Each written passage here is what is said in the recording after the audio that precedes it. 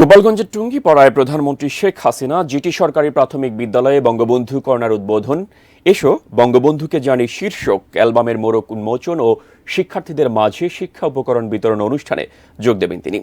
টুঙ্গিপাড়ায় আছেন সহকর্মী রেজওয়ান ফয়েজ, সরাসরি যুক্ত হচ্ছে তার সঙ্গে।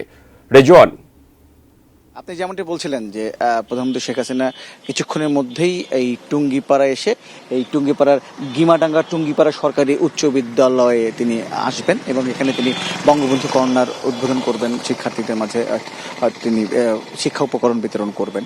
তো সেই কর্মসূচিটি 11টার সময় হবার কথা ছিল, কিন্তু আমরা যতটুকু জেনেছি সেই কর্মসূচিটি 1 ঘন্টা এগিয়ে এসেছে, অর্থাৎ 10টার দিকেই প্রধানমন্ত্রী শেখ হাসিনা এখানে চলে আসবেন। তারপরে আসলে এখানে সেই আনুষ্ঠানিকতা শুরু হবে।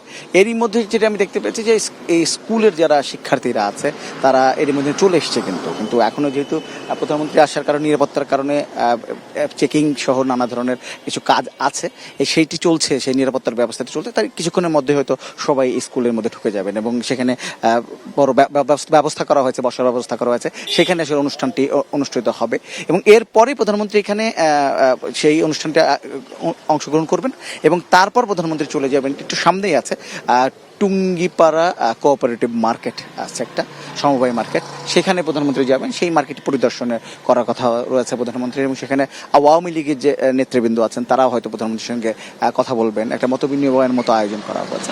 তো মূলত অনুষ্ঠানটা হচ্ছে পরিদর্শন দেবেন, তিনি এই মার্কেটে পরিদর্শন করবেন এবং তারপরে প্রধানমন্ত্রী শেখ হাসিনা আজকে এই বঙ্গবন্ধু শেখ মুজিবুর রহমানের সমাধি তিনি সেখানে জিয়ারত করেই তিনি ঢাকার দিকে রওনা দিয়ে দিবেন। আজকের এই হচ্ছে কর্মসূচি।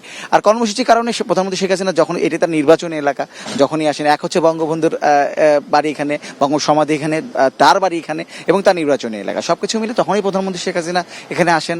এই পুরো গোপালগঞ্জে একটা উৎসব মুখর পরিবেশ তো দেখাই যায়, সেটি অবশ্যই আছে। বিভিন্ন জায়গায় তরুণ আমরা দেখতে পাচ্ছি। নিরাপত্তা, যেহেতু তিনি প্রধানমন্ত্রী, নিরাপত্তার ব্যবস্থা, কঠোর নিরাপত্তা ব্যবস্থায় নেওয়া হয়েছে এখানে, সবকিছু মিলে। এবং কালকে প্রধানমন্ত্রী যেহেতু ওপারে এই পদ্মা সেতুর যে প্রকল্পের কাজ সেটি আনুষ্ঠানিকভাবে সমাপন করেছেন এবং সেখানে তিনি অনুষ্ঠানটি করেছেন, সবকিছু মিলে একটু উৎসবমুখর পরিবেশে আছে।